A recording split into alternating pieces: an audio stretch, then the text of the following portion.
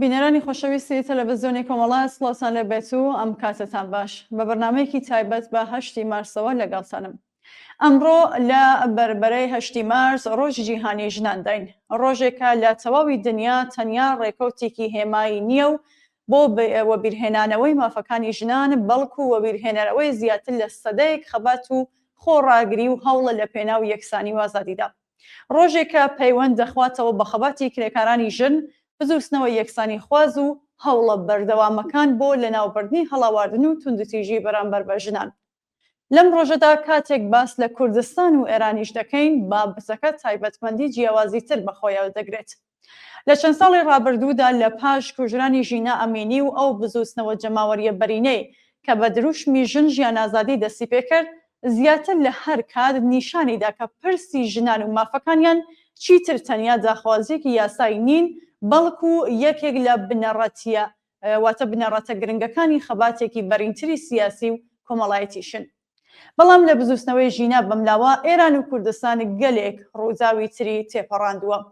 لە شەڕی 12 ڕۆژەوە بگرە تاکو و ڕاپەڕینی جەماوەری بە فرەمباری ئەمساڵ و ئەو سەرکوت و کوشتارە بەرینەی ڕوویدا و ئێستاکەیشکە لە جەرگەی شەڕێکی ماڵوێرانکەری تردا واتە هێرشی ئەمریکا و ئیسرائیل بۆ سەر ئێران داین.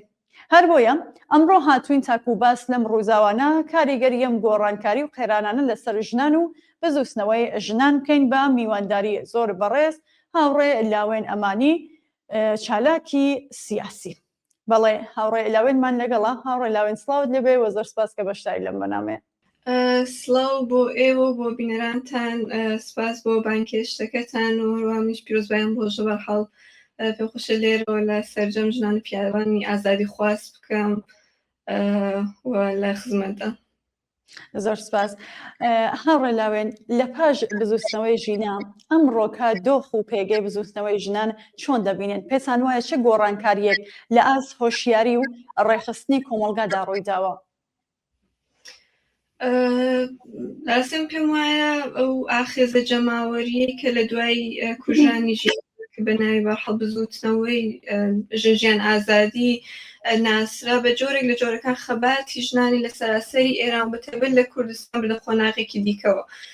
بۆ واتەیە کە گرنگیم بزوتنەوەیانی تەنیا بەربڵاویەکە یا بەردەوامیەکی لە شەقامدا نەبوو، وەکلەوەدا بوو کە بۆ یەکەمین جار لە مێژووی هاوچەرخی ئێران دیارە لە کوردستان هێندێک تایبەتمەندی جیاوازتریشی هەیە، بەڵام تەنانەت لە کوردستانیشدا بە جۆر لە جۆرەکان پرسی ژنی وەک یعنی نەک وەک داخوازیەکی لاوەکی بەڵکو وەک تەوەری سەرەکی بزوتنەوەیەکی کۆمەڵایەتی سەراسەری بەبەردەنگرت. لەم بزوتنەوەیدا ئیتر جەستەی ژن، ژیانی ئازادی ژنان ئەنی بوونە خاڵی ناوەندی خەباتی سیاسی کۆمەڵایەتی و هەرەوە وای کرد کە بزوتنەوەی ژنان لە بزوتنەوەیەکی داخوازی تەوەرەوە بتەنهایی بێتە گوتارێکی کۆمەڵایەتی بەربڵاوی گوتارێک کە پێکهاتەی هێزکە ئەو نەزمە ڕێگەزیە زاڵەی کە لە کۆمەڵگادا بوونی هەیە و تۆتالیتاریزمە سیاسی کە بەرحاڵ لایەن حکوومەتەوە داسەپاوەوە تەنانەت پەیوەندی کۆمەڵایەتیەکان ڕۆژمەڕەشی لەناو کۆمەلگادا بردە ژێر پرسیارەوە. لەم نێواندا دیارە کوردستان کە بەرحاڵ شوێنی دەستپێکردنی ئەم بزوتنەوەی وابوو لە ڕۆڵێکی زۆر گرنگی لە خوڵقاندن و لە ئاراستەکردنی ئەم بزوتنەوەیدا بینی، یعنی لەلایەکەوە لە پاش کوژانی کیژێکی کوردەوە ئەم بزوتنەوەی دەستی پێکرد بە دروشمی ژن ژیان ئازادی کە دروشمێک بوو بەرحاڵ گرێدراوی، ئەنی تەنیا بابەتێکی هێمایی نەبوو بەڵکو گرێدراوی ئەو پەیوەندە خوڵە بوو کە لە نێوان خەباتی ژنان لەگەڵ خەبات لە دژی ستەمی نەتەوایەتی ئەو ستەمە سیاسیە جیاکەرەوەی کە لە کوردستاندا بوونی هەیە ئەگرەی خواردوێتەوە. هەموو دەزانین لە کوردستان بەرحاڵ پرسی ئازادی ژنان هەمیشە بە جۆر لە جۆرەکان هاوتەری بۆ یەکتر بڕبووە لەگەڵ زۆر بابەتی دیکە وەکو سەرکوتی سیاسی وەکو هەڵاواردنی نەتەوە وەکو بەبەشکردنی ئابووری بەرحاڵ زۆر شتی دیکە کە بوونی هەیە لەم ناوچەیەدا. بۆیە ژنانی کورد زۆر لە خۆناغ مێژوویەکاندا هەمیشە لە هێڵی پێشەوەی خەباتی کۆمەڵایەتی و سیاسیدا بوون. لەم چەند ساڵەی ڕابردوودا بەرحاڵ دوای شۆڕشی ژینەوە دیارە زۆر وتراوە بە دروستیش وتراوە کە ئەگەرچی شەقام لەم بزوتنەوەی وەکو هەیکەلێکی مادی بەتاڵ بۆتەوە، بەڵام ئەگەر چاو لە گۆڕانکاریە کۆمەڵایەتیەکان بکەین لەناو خۆی کۆمەلگادا دەبینین کە زۆر گۆڕانکاری گرنگ و بەرچاو لە ئاستی هۆشیاری کۆمەڵایەتی لە ئاستی هەڵسوکەوتی بەرحاڵ کۆمەڵایەتی لەناو خۆی کۆمەلگادا ڕوویدا ڕەنگەیەکی لە گرنگترین نیشانەکانی ئەم گۆڕانە هەرە و خۆڕاگریە بەرچاوی ژنان و خۆڕاگریە ڕۆژمەڕەیەی ژنان بێت کە لە بەرامبەر سیاسەتی پۆشینی بەرحەڵ حجابی زۆرە ملێوە کۆنتڕۆڵی جەستەیاندا نواندویانە لەم ساڵاندا لە زۆربەی شار و شەقامەکانی ئێران و کوردستاندا شایەتەوەی کە ژنان بە شێوەی ڕۆژانە بەکردەوە ئەو نەزمە ڕەگەزیەدا سەپاوە لەلایەن حکوومەتەوە ڕەت دەکەنەوە ئەمانە بەشێکن بەرحەڵ لەو گۆڕانکاریانەی کە درێژی ئەو بزوتنەوەبەریانەدا ڕوویداوە و ئێستا لە هەناوی و کۆمەڵگەیەتە بڕامن بە تاڕادێک دەرونی بۆتەوە دیار لە کوردستان وەگوتم جیاوازتر و ڕەهەند ڕادیکاڵتریشی بووە چونکە بەرحەڵ لەم ناوچەی دەگەت وەک زۆربەی ناوچەکانی دیکە کە بەرحەڵ لە ناو ڕۆژهەڵاتی ناوەڕاستە بابەتی حجاب پۆشش کۆنتڕۆڵی جەستە زۆر لەو بەمافیانی کە ژنان ڕۆژانە ڕوبەڕووی دەبنەوە بابەتی ژنێکی کوردیش لە کوردستان بووە بەڵام ئەم بزوتنەوەی تەنیا هەر لە سەرەتا و تەنیا لە دەوریم ئازادە تاکە کەسیانە خۆی پێناسە نەکردووە سنووردار نەبووتەوە بمانەوە لەگەڵ داخوازی زۆر بەرینتری وەکو یەکسانی کۆمەڵایەتی مافی چارەی خۆنووسین و ئەمانە خۆی بەرحەڵ هاوتەری کردوتەوە خۆی گرێ داوەتەوە بمانە بۆی ئەو حزب چالاک و بەرچاوی ژنان لە تۆڕ و ناوەندە مەدەنیەکان دەکەم لە کوردستان دەیبینی لە چالێکە فەرهەنگیەکاندا لە چالێکی ژینگەیەکاندا لە زۆرێک لەو ناڕەزایەتی بەرینە جەماوەریانی کە لەم ساڵانی کۆتایی دەبوونیان هەوە تەنانەت لە ناڕەزایەتی کرێکاریەکاندا هەمووی ئەوانە نیشاندەری و پێگەیەن کە زووتنەوەی ژنان لە کوردستان بەرحەڵ هەیەی و ئەمڕۆ کە بەرحەڵ پۆتانسیێکی زۆری بۆ خۆڕێخستن و خۆڕاگری لە خۆی نیشانداوە و هەمووی ئەمانە بە جۆر لە جۆرەکان لە بزوتنەوەی ژن ژیان ئازادیدا لە دوای کوژانی ژینە بە چەند قات بەرجەستەتر بوونەتەوە بابەتێکی زووتنەوەیە ڕۆڵێکە ژنان ینی بوویان تێدا بوو کە وێنەی کۆمەڵگەی لە ژنان لە خەباتی سیاسی ژەگۆڕی بۆواتایەکی دیکە ژنی تر پاشکۆ و پەراوێز بەرحەڵ لە گۆڕانکاری سیاسیەکاندا نییە بەڵکو سوژەی سەرەکی و گۆڕانکاریەوە ئازادی ژنانی تر پەیوەندی خواردەوە بە ئازادی گشتی لە تەواوی کۆمەڵگەدا بۆی ئەمان هەمووی و دەستکەوتان کە بڕای من لە دوای بزوتنەوەی ژن ژیان ئازادی بەدەست هاتن بەرجەستەتر بوونەوە چەند هەنگاو چوونە پێشەوە و ئەمانە بڕای من شتێک نین کە زۆر بە ئاسانی لەو کۆمەڵگەیە بتوانرێ بسڵدرێتەوە بەڵێ زۆر باشە هاوڕێی لاوێن دیارە ئێمە ماوەیەک لەمەوە بەرشایەتی ڕاپەڕینێکی جەماوەری دیکە لە بەفرانباری ئەمساڵدا لە پاش شۆڕەشی ژینا بووین کە بەداخەوە بە شێوەیەکی وەحشیانەش سەرکوتکرا لە ڕوانگەی بەڕێستانەوە جیاوازەکانی ئەم دوو بزوتنەوەیشی بوون و بەگشتی ڕوتی یەکێک لەمانە چۆن هەڵدەسەنگرن لە پەیوەند لەگەڵ ژناندا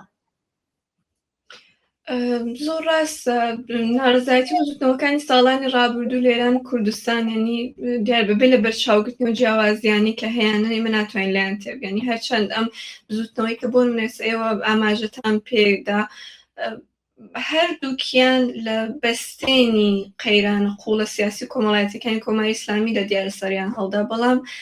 لە ڕووی سوژەی کۆمەڵایەتی لە ڕووی ئاسۆی سیاسی و لە ڕووی گوتارەی کە بەسەر هەرێکێک لەم زوتنەوانەدا زاڵ بوو جیازی بەرچاویان هەیە زوتنەوەی ژن ئازادی وەگوتم لە مەسەلەی جەستەی ژنان و کۆنتڕۆڵی ئایدۆلۆژی کە حکومەت بەسەر ژیان ڕۆژانی تاکەن کۆمەڵگادا دەیکرد لەوەوە سەری هەڵدا و بوو بە ئاخێزێک لە دژی نەزمی پیاو سالار و ئەو نەزم ئایدۆلۆژیکەی کۆماری ئیسلامی دای سەپاندبوو و لێرەدا سوژەی سەرەکی دیارە ژنان بوون و نەوەیەکی نەوە کۆمەڵگایەدا کە بەرحەڵ پرسی ژنیان بە شێوەیەکی کەمێنە بە پرسی ئازادی گشتیەوە گرێداوە و گرنگێکی شەوە بوو کە بەرحەڵ خەباتی سیاسیان لە ئاستی داخوازی ناڕوون لە ئاستی داخوازی تەنیا ڕەفەرمخوازانە بردە ئاسێکی یەکجار ڕادیکاڵترەوەتە سەرجەم پێکاتی هێز و دەسەڵاتیان توانین بڵێن بە ئامانج گرت هەر بۆیە لە هەنایەوە گوتارێک شکلی گر کە واوەتر لە داخوازی ڕەگەزیەکان چوو یەکسانی کۆمەڵایەتی ئازادی سیاسی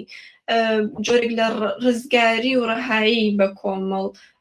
هەموو ئەمانە بوون بە چەقلە بزوتنەوەیدا لەم نێواندا وەگوتم کوردستانیش کە شوێنی دەستپێکی ئەم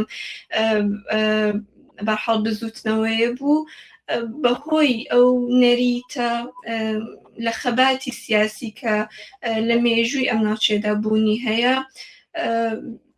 بە چەشنێ دەتوانم بڵم کە بزوتنەوەکی بە جۆرێک لە ڕادیکالیسمی سیاسی بارگاوی کرد کە زۆر زوو گوازراوە بۆ ناوچەکانی دیکە لە ئێرانیشدا و توانین بڵێن کە ئاسوی سیاسی ئەم بزوتنەوەیەشی لە ڕاستیدا دیاری کرد بۆیە لە بەرامبەر ئەمەدەم بزوتنەوەی بەفرامبەر کە ئەبینی دیارە خاڵی دەستپێکەی جیاواز بوو ئەم بزوتنەوەیە لە دڵی قەیرانە ئابوووریەکان لە دڵی چەشنێ لە داڕمانی بژێوی ژیانی ڕۆژانەی خەڵک و ئەو نارزایەتە بەرینەی کە بەمە بوونی هەبوو سەری هەڵدا ئەویش لە کۆمەڵگایەکدا کە شەڕی 12 ڕۆژەی ئەزمون کرده بوو ئەم ناڕزایەتیان تەقینەوەی و تووڕەیە پەنگ خواردووە بوو تووڕەیە کەڵەکە بوو کە لە نێو چینی دەستکوتی ناو کۆمەڵگادا بوو لە نێو بێکاران نێو کرێکاران لە نێوان ئەو چینە مامناوەندی ناو شارەکان کە هەر جار زیاتر لەگەڵ تێکچوونی زیاتری باری ئابووریان زیانی زیاتریان پێگەیشت بۆیە ئەم داخوازی سەرەتاییەکانی ئەم بزوتنەوەی بە جۆرێک لە جۆرەکان بوو بە لە سەرەتادا چەشنی لە داخوازی ئابووری بوون دژی گەندەڵی دژی ناکارامەیی دەسەڵات کە دیارە بەڵام بەداخەوە بابەتی کە لەم بزوتنەوەیدا بێ لە بەرچاو بگرێتەوەی کە بەهۆی ئەو سەرکوتە خێرایە و دڕندانەی کە بەداخەوە کرا ئیمکانی گەشەی لێ سەندرانی نەیتوانی کە ئەم بزوتنەوەی ڕەوتی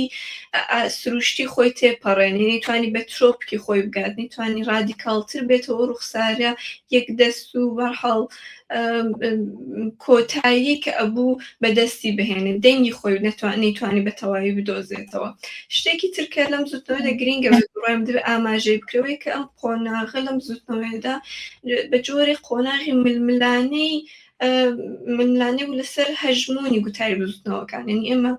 بەرحەڵ بزوتنەوەی ژەنجیان ئازادیمان ئەزمون کرد وەکو بزوتنەوەیەکی رادیکاڵی بە جۆرە باسوویەکی فەمینیستیەوە کە یەکسانی کۆمەڵایەتی باز دەکرد کە دیموکراسی لە خوارەوە بۆ سەرەوەی مەبەست بوو فرەچەشنی ناو کۆمەڵگای بەڕسمیەت ئەناسی بەڵام بۆی هەمووی ئەم تایبەتمەندیانە تەنیا دژایەتی لەگەڵ بەرحەڵ حکوومەتە پەیدا نەدەکردەوە بەڵکو دژایەتی لەگەڵ زۆرێک لەلایەنەکانی ئۆپۆزیسیۆنیشدا هەبوو بۆیە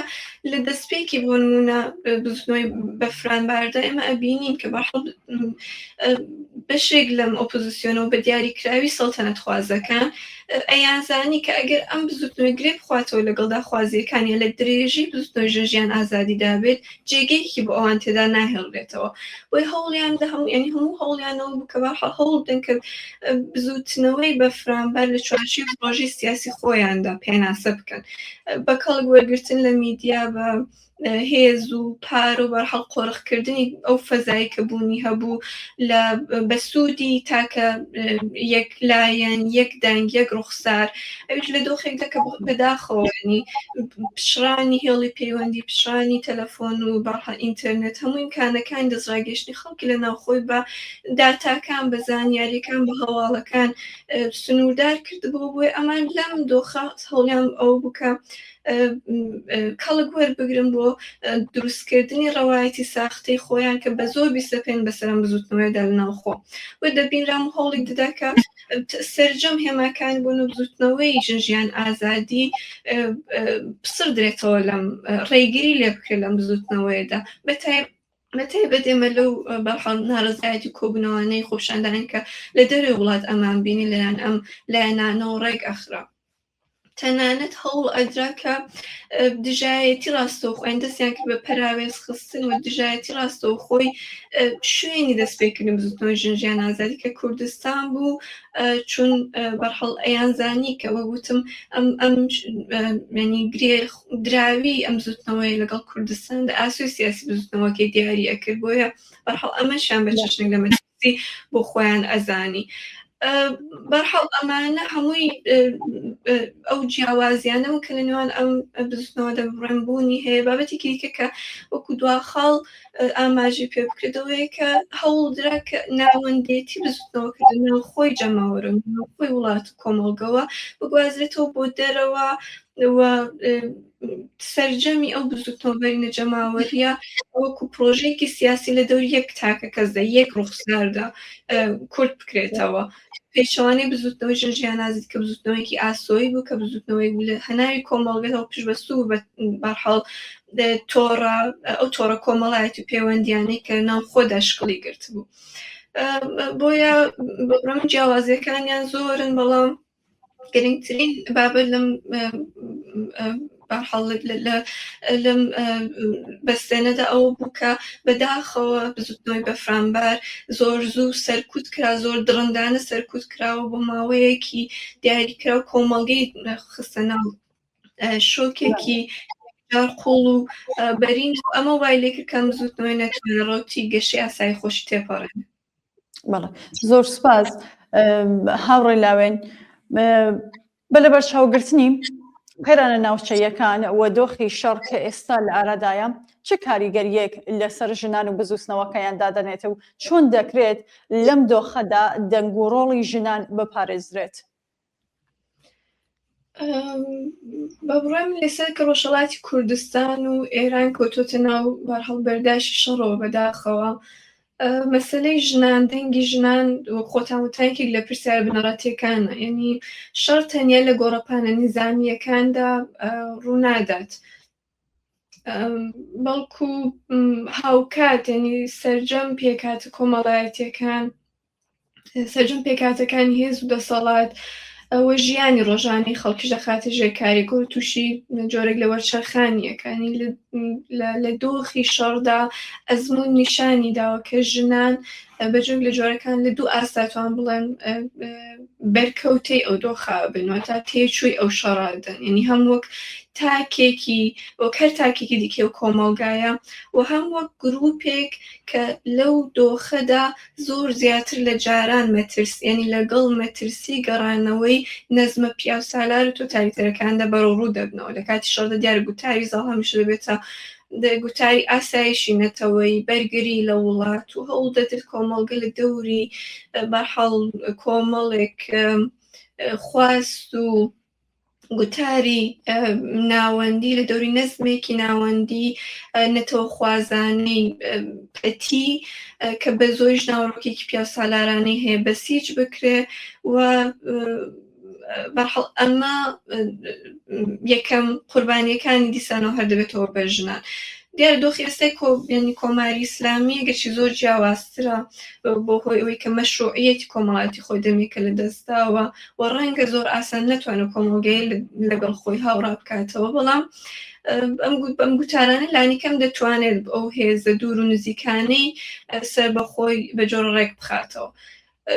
جگە لەوەی کە مەسەلەوەیە کە لە دۆخی ئێستاکی ئەم شەڕەی ئێراندا هێشتا کەش سیناریۆکان بە تاوی ڕوونیە کە چارەنووسی ئەم دەسەڵاتە بەرەو کوێ ئەچێت، ڕوونیە کە ئایا ئەم دەسەڵاتە بە تەواوی ئەگۆڕێ، ئایا ڕێکەوتن ڕوو ئەداتوە. ئێمە شایەتی بە جۆرێک لە جۆرەکان سەر هەڵدانەوەی ڤێرژنێکی جیاوازتر لە هەناوی ئەم حکوومەتەوە ئەبین. هیچی ئەمانە ڕوون نین و ئەو سیناریۆ گریمانەیە ناڕوونانە بەرحەڵاکات کە مەترسیەکانش بۆ ڕادەیە ناڕوون بەڵام واقعی بکاتەوە. دیارە لە هەر حاڵدا لە دۆخی وادا داخوازی کۆمەڵایەتیەکان لەوانەش داخوازی ژنانی تر ئەبنە پرسی لاوەکی و بۆیە بەرحەڵ گرینگە کە لە هەر کام لەم سیناریۆ چاوەڕوانکراوانەدا کە چه حکوومەت خۆی ڕێک بخاتەوە و چ بەدیلێکی دەرەکی دیکە بەسەر خەڵکدا داپسەپێنرێت کە لە هەنایە خەڵکەوە بەرحەڵ سەری هەڵنەداوە. ئەویش لە وڵاتێکی دیارە شەڕ لێدراودا لە پاش شەڕ گرنگە کە بزانین کە یەکەمین گۆڕەپانەکان بەداخۆ بۆ نیشاندان و گەڕانەوەی هێز و هەیمەنی لە دەستشوێ وڵاتە یا ئەو دەسەڵاتە دیسانەوە هەر هێرش دەبێتەوە بۆ سەر ژنان، بۆ بەرتەسکردنەوەی خواست و دەستکەوتەکانی ژنان و سەرجەم بەرحەڵ خواستە دیموکراتیکەکانی و کۆمەڵگایە. جگەلەوە شتێکی تر کە پێم خۆشەوەژێ بکەمەوەی کە ینی شەڕ تەنیا لەلایەن دەوڵەتەکانەوە نابێت مەترسی لە زۆربەی کاتە گوتاری شەڕخوازانەوە نەتۆخوازی لە نێوان بەشێکی زۆر لە ئۆپۆزیسیۆنیشدا دەتوانێت بێتە هێندەی کە پەراوێز خستنی خواستەکانی ژانی کاتێک کە سیاسەت دەبێت گۆڕەپانی کێبڕکەی هێزە نیزامیەکان یا گۆڕینی هاوسەنگی هێزە نێوان هێزەکاندا وەگو تایت داخوازی دموکراتیکەکانی کۆمەڵگە لەوانە ژنان جێگەیەکی بۆ نابێتەوە هاوکات شەڕ لێکەوتی کۆمەڵایەتی و ئابووری قوڵیشی دەبێت کە بە شێوەی نایەکسان زۆرجار توێژە جیاوازەکانی و کۆمەڵگایە دەخاتە ژێر کاریگەریەوە بۆ پێیکە ژنان وەکو توێژێک کە بەرحەڵ پێگەیەکی لە زۆرکیان لەو کۆمەڵگایەدا هەیە هەر ئێستا کەش لە بواری پێگەی پیشەیان پێگەی ئابووریان پێگەی کۆمەڵایەتیان تەنانەت لە ناوچە پراوێزخراوەکانی وەکو کوردستاندا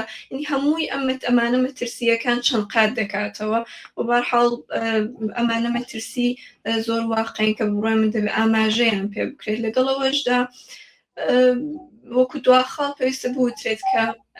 ژنان لە تۆی ئەم ساڵانە دیار ئەزمموی زۆریشیان کۆ کردوتەوە ئیتر تەنیا قوربانی دۆخەکانی بەڵکو خۆیان بە هەڵڕۆڵی چالاکیان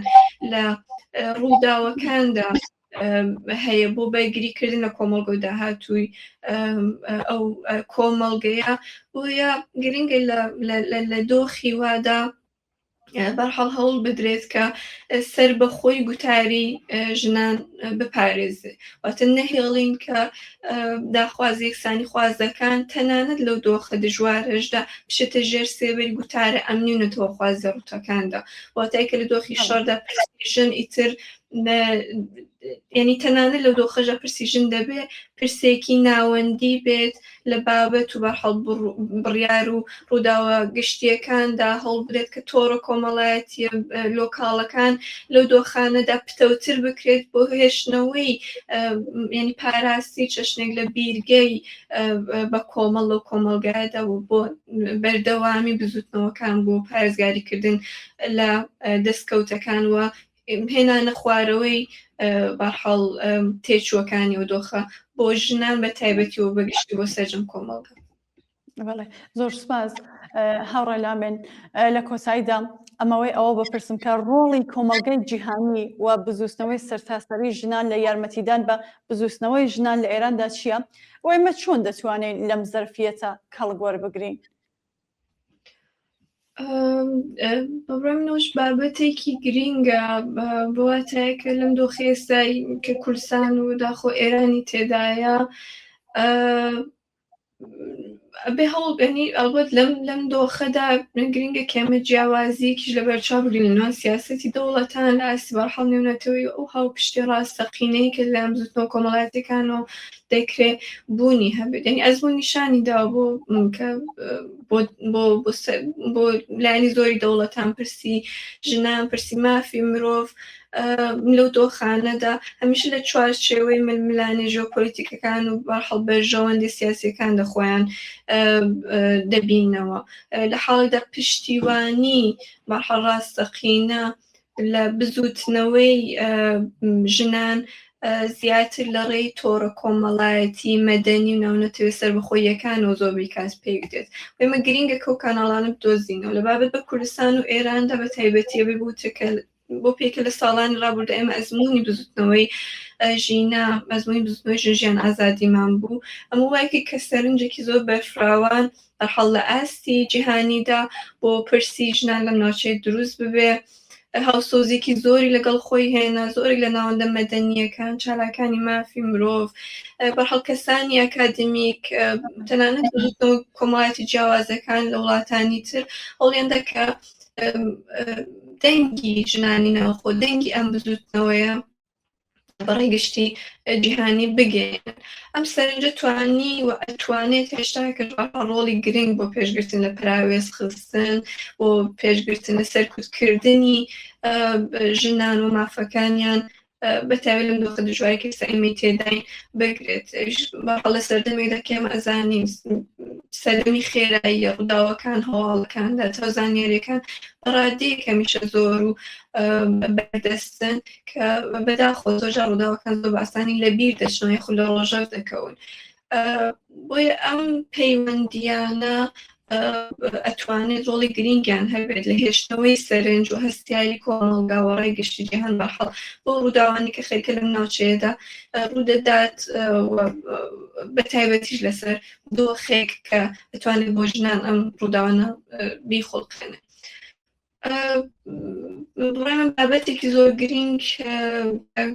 لە کارەکانی جەژنە هەڵبژتیە ئەتوانێت شکاندنی ئەو تەریکەوتوویە بێت کە بە زۆری حکوومەتەکان دایانەوە سەرزوتنەوەکانی لە ناوخۆدا بسەپێنن لە دۆخیەوەهادا بە تایبەت لە ئێران کە ئیتر لە ساڵان ڕابردە بۆ خۆی پیشڕانی کانەکانی پەیوەندیوەمە زۆر زەقتر ئەبێتەوە بەداخەوە زوتنەوەی ژنان بەهۆی ماهیەتی بەگشتی هەیەی لە چەندین دەیەی ڕابردوودا زۆر زیاتر هەوڵی داوەکە لە چوارچێوەی تەنیا بەرحەڵ نەتەوایەتی واوەتر بچێت و بە شێوەی تۆڕی جیهانی تۆڕی بەرینتر چالاکی بنوێنێ بە دڵنیاییەوە بەرحەڵ پێم وایە چالاکانی ژنان لە کوردستان و ئێران بە تایبەتی لە دەروون لەم دۆخەدا پێویستەوە دەبێت لەم ئیمکانە کاڵگوێ بگرن ئەم چەشنە لە یەکگرتوویی ئەم چەشن لە هەڵبەش پێکردنی یەکتر لە ئەزموونەکانی خەباتی ئەوی تردا ئەتوانێت هەم هاوپشتی زۆر گرنگ بە دوای خۆیدا بێنێت وشارە کۆمەڵایەتی سیاسیەکان پەیوەند بەناو خۆدا چەشنەکان بەرحەڵ هێندێک کەمتر بکاتەوە و تێچووی سەرکوت بەرحەڵ ناوخۆ بۆ دەسەڵاتانش تا ڕادەیەک زیاتر بکە وی بەڕای من پێویستە هەوڵ بدرێت کەم پەیوەندیانە تەنها لە ئاستی هەمایاندا نەمێنەوە بکرێت ینی بکرێن بە گوشارێک لەسەر ناوەندە نێونەتەوەییەکان و ببێتە ئامرازێک بۆ وەڵام دەرکردنی حکوومەتەکان هەڵەت گرنگەوەش بوترێت کە